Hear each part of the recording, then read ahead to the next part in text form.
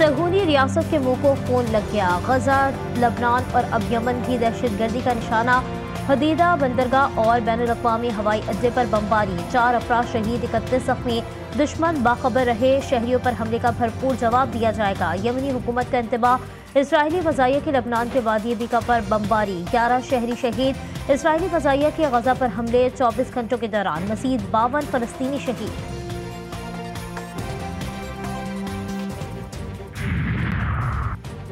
अमरीकी सदर जो बाइडन कहते हैं मशरिक़ वस्ता में हर किस्म की जंग से गुरेज किया जाना चाहिए। जल्द इसराइली वज़ीर-ए-आज़म नेतन्याहू से बात करूंगा।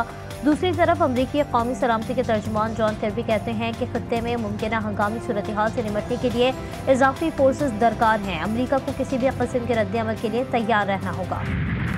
इसराइली हमले में शहीद नसरुल्लाह जस्द खाकी जाए वक़ूअ से निकाल लिया गया। गैर मुल्की मीडिया का दावा, हसन नसरुल्लाह 7 गज ज़ेर ज़मीन बंकर में बेटी जैनब और साथियों के साथ मौजूद थे। तिबी और सिक्योरिटी ज़राए के मुताबिक हसन नसरुल्लाह के जिस्म पर बड़े जख्म का कोई निशान मौजूद नहीं। उनकी शहादत 5 टन वजनी बम धमाके की शिद्दत से हो सकती है। हिज़्बुल्लाह के सरबराह सैयद हसन नसरुल्लाह की शहादत पर पाकिस्तान में सोग, एहतजाजी मुज़ाहरे, मुख्तलिफ शहरों में गायबाना नमाज जनाज़ा अदा, हज़ारों अफराद की शिरकत। मुज़ाहिरीन के इजराइल के खिलाफ शदीद नारेबाजी। कराची में NWM, ISO और हामियान फ़लस्तीन का नुमाइश पर रैली। शुरका की अमरीकी कौंसल खाने जाने की कोशिश, पुलिस के रोकने पर झड़पें, आंसू गैस की शेलिंग, हवाई फायरिंग। मुतादिद मुज़ाहिरीन गिरफ्तार, मुज़ाकरात के बाद रिहा। सूरत हाल है, मुसल्लह गिरोह हर जगह आज़ाद हैं, कंट्रोल उनका है। स्टेट की रिट ख़त्म हो चुकी है कि आप हमें असम्बली से बाहर रखेंगे, हम इन असम्बलियों को फिर अहमियत ही नहीं देंगे। हम मुकम्मल सड़कों पे आ जाएंगे और मुकम्मल सड़कों पे आकर फिर शायद हम उनके लिए ज़्यादा ख़तरनाक साबित होंगे कि न मरकज़ में आवाम की हुकूमत है, न सूबे में आवाम की हुकूमत है। मौजूदा पार्लियामेंट जाली, पार्लियामान के पास इतनी बड़ी तरामीम का हक नहीं। जाली पार्लियामेंट से आईनी तरामीम करना ज़्यादती है। हुकूमत मुसव्विदे तैयार करके एक दूसरे से शेयर करे। जमीयत उलमा इस्लाम के सरबराह मौलाना फजलुर रहमान की प्रेस कॉन्फ्रेंस। एक बार फिर नए इंतखाबात का मुतालबा दोहराते हुए बोले, जमीयत उलमा इस्लाम को हल्का मत लिया करो। आईनी तरामीम के हवाले से अपना मौक़िफ़ वाज़े कर दिया। हुक्मरान सियासी मक़ासद के लिए आईनी तरामीम की तरफ जा रहे हैं। JUI सरबराह ने आईनी अदालत की मशरूत हिमायत भी कर दी।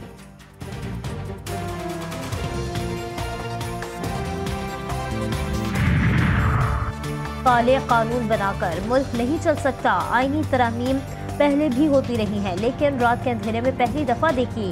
अरकान असम्बली को भी आईनी तरमीम के बारे में पता नहीं था। ये कौन सी जमहूरियत है? सरबराह अवाम पाकिस्तान पार्टी शाहिद खाकान अब्बासी का कहना है कि हुक्मरान मुल्क को किस तरफ ले जा रहे हैं। एक ही रास्ता है कि इस मुल्क की सियासी लीडरशिप, जुडिशल लीडरशिप, फौज की लीडरशिप एक टेबल पर बैठकर आगे के रास्ते का तयन करें और मुल्क को इस पर चलाएं।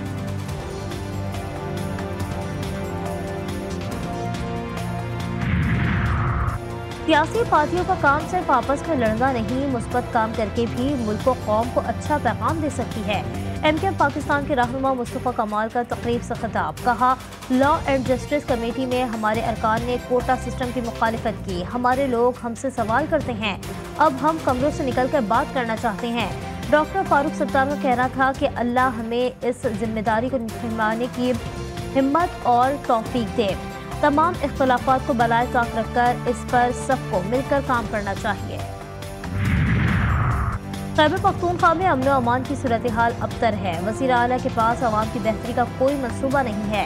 वफाकी वज़ीर सैफरान अमीर मुकाम का सवाब में पार्टी वर्कर्स से खिताब, कहा खैबर पख्तूनख्वा में करप्शन उरूज पर है। नए नए स्कैंडल सामने आ रहे हैं।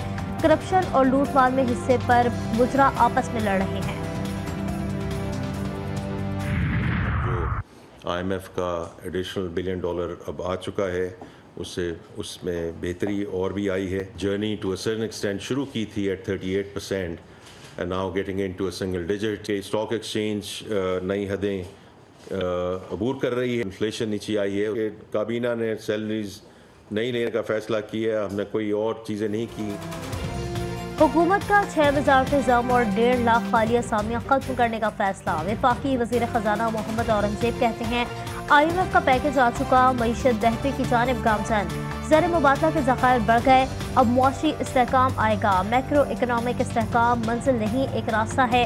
निजी शोबे को मुल्क को लीड करना होगा। वफाकी वज़ीर ख़जाना ने टैक्स वसूली में इजाफे को नागुज़ीर करार दिया। कहा सबको टैक्स देना होगा, नॉन फायरस गाड़ियाँ और जायदाद नहीं खरीद सकेंगे। करंट बैंक अकाउंट और रकम निकालने के मामलात में भी उनको बहुत मसाइल का सामना होगा। इनकम टैक्स गोशवारे जमा कराने का आज आखिरी रोज, तारीख में तोसी का इम्कान। जरा का कहना है गोशवारे जमा कराने के दौरान सिस्टम पर बहुत बोझ है। वज़ीर आज़म की वतन वापसी पर तारीख में तोसी की सिफारिश की जाएगी। रवा साल 28 सितंबर तक 29 लाख गोशवारे जमा हो चुके। गुज़श्ता साल इस तारीख तक 14 लाख गोशवारे जमा हो गए।